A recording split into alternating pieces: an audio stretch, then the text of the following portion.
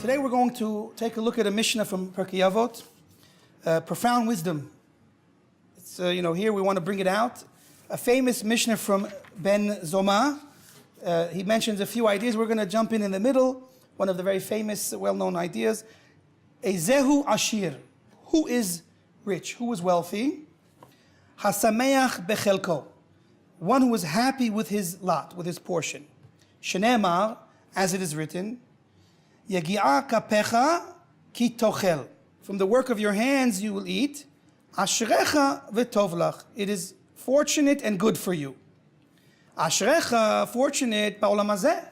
In this world you are fortunate. V'tovlach la'olam haba. And it will be good for you in the world to come. This is one of the very well-known teachings and very fundamental, obviously speaking about things that are very core to our personal life and our happiness and success in what we do. Wealth and happiness are what most people are running after.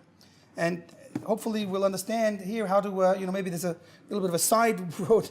There's a big line. Everybody's searching for wealth and happiness. There's a big line. If you get online, I don't know if you're going to make it. So we got to figure out how to cut the line and maybe have some wealth and happiness a bit, sneak some of that out. Okay. So when the rabbis are telling us, Ezehu Ashir, they're asking us a question, who is wealthy? And they want us to answer. What type of answer do you think is the most basic, fundamental answer that we can answer? Who is rich? Who is a wealthy person? What's the first answer that we're all expected to give? The one with a lot of money. Now, obviously the rabbis are, practical, down-to-earth rabbis. They're in touch with reality, and they also know that who is rich? The guy with the dollars, or the $100, or the $1 million, $1 billion. Someone with a lot of money is rich. But they're asking us who is rich. And they're changing it on us. They're saying, okay, instead of going with the guy with a lot of money, I'll tell you a little bit of a different kind of rich person. The one who's happy with what he has. So, in my opinion, they're not saying that the first guy is not rich. He's for sure rich. Everybody knows he's rich, and that's why they don't have to talk about him. But there's another way to become rich. And that is to be happy with your portion. What's pshat? What am I beating around the bush? Let me get right to the point. What does a rich person have that a poor person doesn't have? A rich person has peace of mind. He's comfortable. He doesn't have to worry about what's going to be tomorrow. He has his rent paid. He owns whatever he wants, he can have. He's not worried. He's not lacking anything. That's what the rich person has. He has the ability to do what he needs, what he wants. It's all there.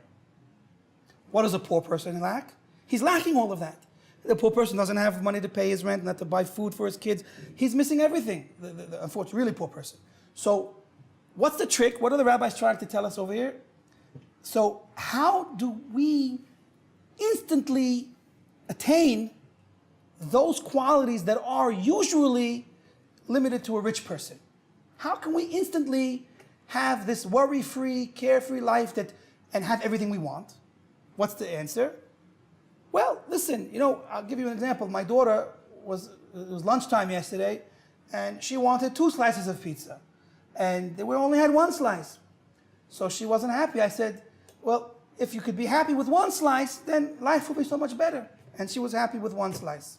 No, she wasn't. But that's the idea. And again, maybe a child is not the best person to ask to try this test, but if you want so much, if you need so much, and you don't have it, so then you're lacking. And you're lacking that happiness. You're lacking that security, that peace of mind, that comfort that you can have what you want and what you need.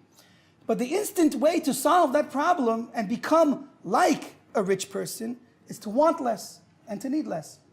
So there's a beautiful midah that we talk about, we teach about. It's one of the fundamental midot that bring a person to happiness, is to be mistapek b'mu'at, to be satisfied with less. The minute we can train ourselves to want less and even go further and be satisfied with less, we can instantly be happy. But more than that, the rabbis are telling us, then we become like the rich man. The rich man got it because he's got so much money and he can have whatever he wants. But we can't all be rich, unfortunately. We could pray that we could be rich. Hashem, please help us to be rich. But for those that don't, until it comes, of course Hashem is sending us the wealth. Until it comes, we can be like a rich man. How? by training ourselves to accept what we have and realizing that if that's what we have, that's what we need. And then helping ourselves further by training ourselves to become satisfied with that portion. Now, a key, I think, the main key to accomplishing this, because we have eyes, we always see what the neighbor has. How come he has a black Porsche? I have a red one. I didn't want red, I wanted black. I don't have any Porsche, but when you see the neighbors with nicer cars, multiple cars, fancy things, so you could also start to want. We have to learn how to look at only ourselves. There's an idea of being selfish, which is no good. But there's a positive side to that. If I'm only concerned with myself, there's a way to gain from that in a positive sense, meaning I should only be concerned with myself in this area of life. I shouldn't be looking at everyone else, what everyone else has, and then decide that I need that and I want that, and how come I didn't get that? How come he got it and I didn't? No. Life is about me and God. If I know that God is at the center of my life and He's looking out for me and He's the one in control, then I know that if whatever He decided to give me, that's for me. That's my gift from Hashem. And if it's a smaller gift, it's only if I start looking around I can think smaller.